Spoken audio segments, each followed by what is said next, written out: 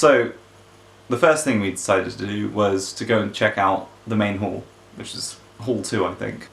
Now, Hall 2 was just this massive expanse of, you know, little shops and stalls. That's a router. Dude, it looks like fucking Batman. That is Batman router.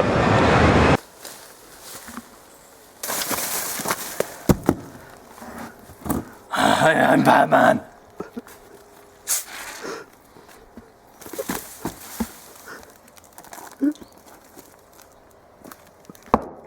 And, like, you know, events like VR, and there was a Xbox tent.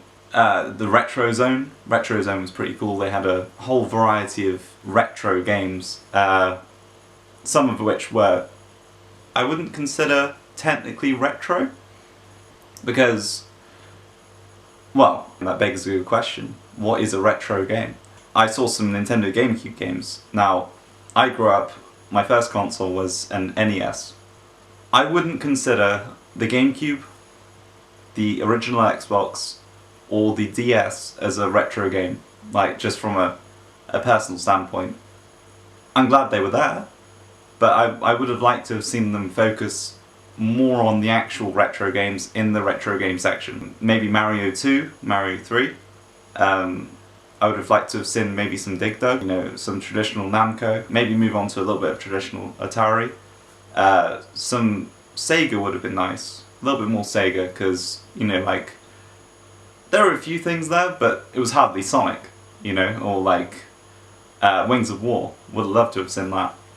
The 64 games were pretty cool. You know, they had Mario Kart 64 and they had GoldenEye. And GoldenEye, that's my jam. It ended up as 10-0 and Phil just kind of dropped the controller. We had a little audience going. It was pretty cool. That was a 10-minute match and I think we still had about 3 minutes left. So yeah, that was pretty cool to, you know, like, get people hyped up on that game, because I grew up with that game and that was, it's pretty close to my heart. Thank fuck you didn't pick Odd Job.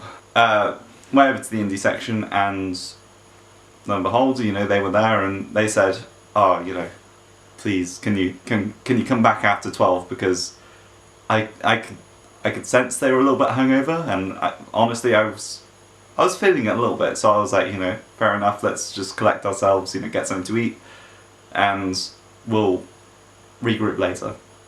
So we decided to head over to the nearby Xbox tent, Xbox One. That was pretty cool. 18 plus entry, so, you know, we had to fumble around, get our IDs out and all that jazz, but getting in, they had Gears of War 4 and Dead Rising 4. Gears of War 4 was kind of like 4v4, so lots of 4s going on. So it was, you know, Locusts on one side, Cogs on the other.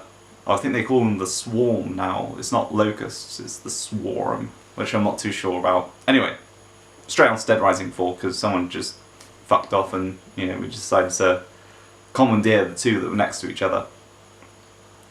Dead Rising 4. I thought they lost the plot on the second one. I thought the third one was a bit ludicrous.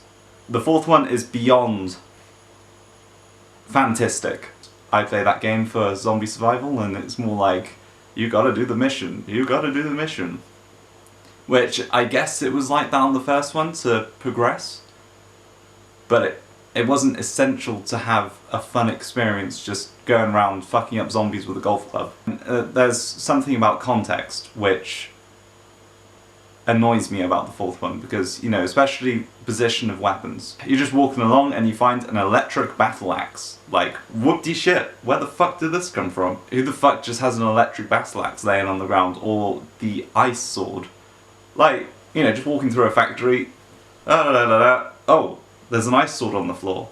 I mean, if they had had something that, you know, like this cryogenically frozen box, like with this thing that folds out and there's this special item ice sword, that would have been awesome. But you kind of just start with this electric battle axe and it's just like, you know, you hit the floor and it's all this electricity coming out and, like, you know, it's all like, whoa, holy shit.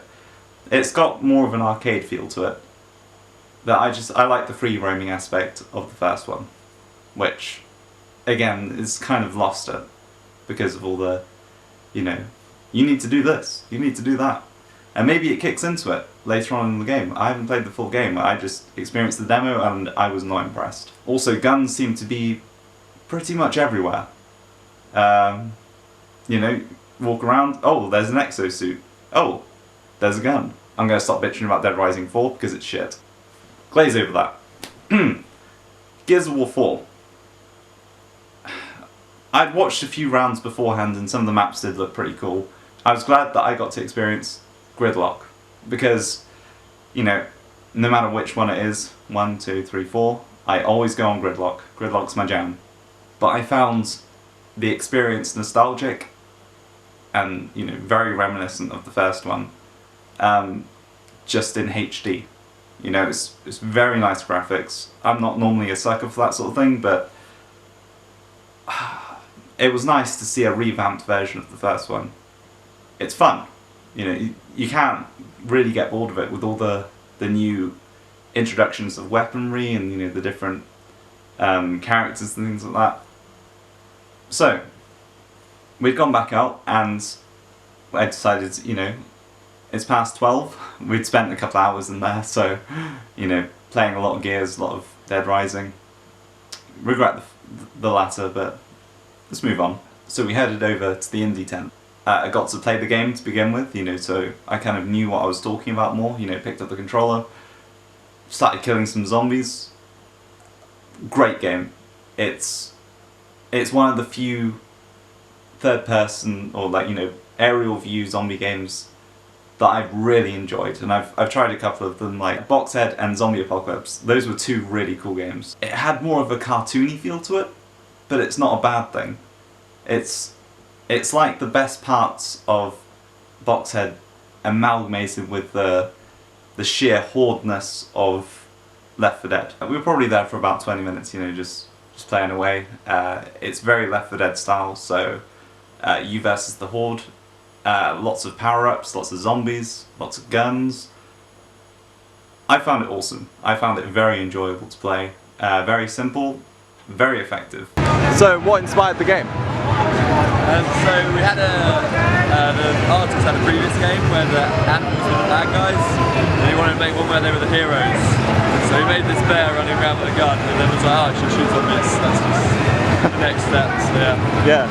So how long have you been working on it? So about 2.5 years into the cycle now.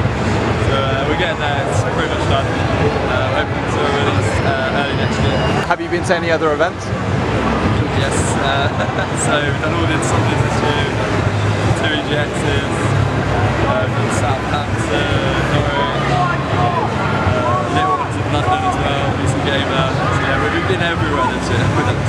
So how do you guys like form a production team to begin it? So just 2 of us, so I do all the code and then Rich is the artist, so he does all the art, the pretty stuff on the screen. Yeah. And we mainly work from home, so over Skype. I found that awesome. The approachability of the developers and the lead programmer. You know, you ask them anything, they'll give you an honest answer, no bullshit, just straight to the point. They're very open, very, very nice people. And a lot of the indie section,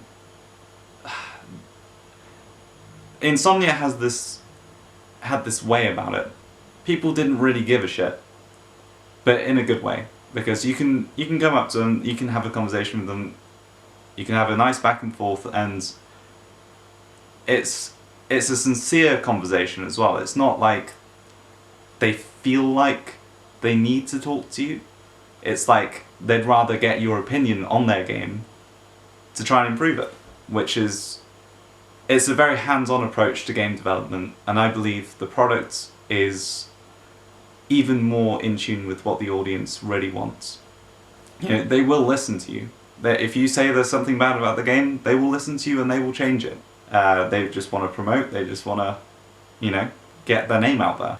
So after the business side had been taken care of, you know, I got an official interview. It was all going well.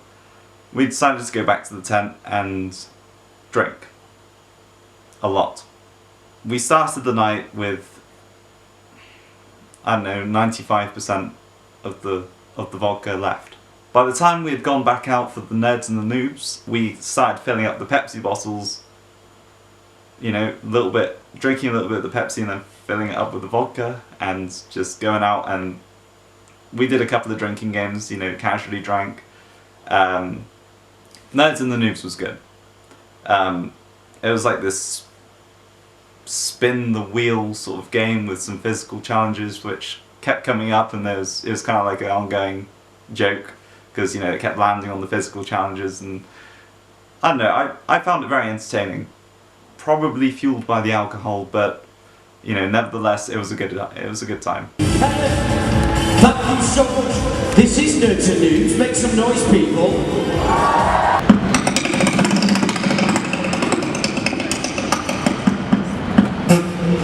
It's another physical challenge. So, okay, go. Lower. Lower? Especially you, Giddy, lower. Okay, now you're off, go.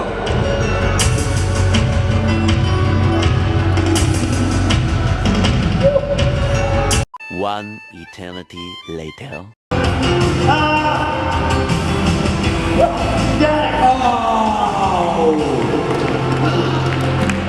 Round of applause, please. I was so close. That was really close. CPK, you were literally like wibbling. Yeah. They're going to work it out now, okay? 1,500. They're working out. Who's that, Pokemon? I'm assuming. What's the theme tune for Pokemon, Kenneth? Give it to us. I want to be the very best, like no one ever was. To catch them all is my real test. To train them is my course. I will travel across the land, searching far and wide. Teach Pokemon to understand the power that's inside. Okay, that's enough, Kenneth, thank you. Pokemon, gotta catch Kenneth, them all. that's enough. It's you and me. Kenneth, that's I enough, know mate. it's my destiny. Kenneth, we've got to finish. Pokemon. Gen 1. Please. Who's that, Looty? Pikachu! Farfetch. It's Pikachu! Oh, yes, what are you thinking? Farfetch! Fuck! Looty. Dog Trio. What? Red team. No, I said it. I'll tell you. You said Dog Trio, not Dodrio. Okay, did you get it? Yeah. I can't hear you from here. I'll come over there. Okay. You can have 20 points for that, well done. You guys get 10. He said Dog Right. Trio though. Final Pokemon. The joys of mishearing. Everyone's watching. Classic mistake. It's okay, mate, you're just setting up Jenga in front of hundreds of people, it's fine. And there's a missing block. Half-hearted, but who cares? That was our first. They've set that up so wrong. Yeah, right. He just took out a block, which was Okay. flat up. I don't know, it was on the side. I was like, okay. Which was like that and not like that. Is that what's going on?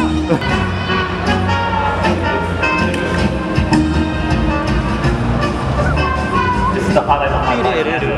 Playing Jenga on stage. Come on, guys, I'm not all We can win. Come on, Alan, you can do What a this. song. I mean, there's only a couple I can really go for, but they're a bit stuck, I think. Oh! Oh. It's not a good one to go for. Is it good? Round of applause, guys, yeah. I don't get clapped. I know. Because I'm going for the difficult moves. I'm so tempted to kick it. Oh, fuck. Yes. Oh, come Yes. No, there's no rules against that. It's one heck of a game. I'm playing Jenga. Don't let him set the rules. Stop checking your phone, Gizzy. Trying to play Jenga. I'm trying to cheat. Oh! Stop. just okay. Oh my god. What? I'm cheating. No. Whoa. What's this earthquake? Can't do that. Come on, guys, we want to go home tonight, seriously.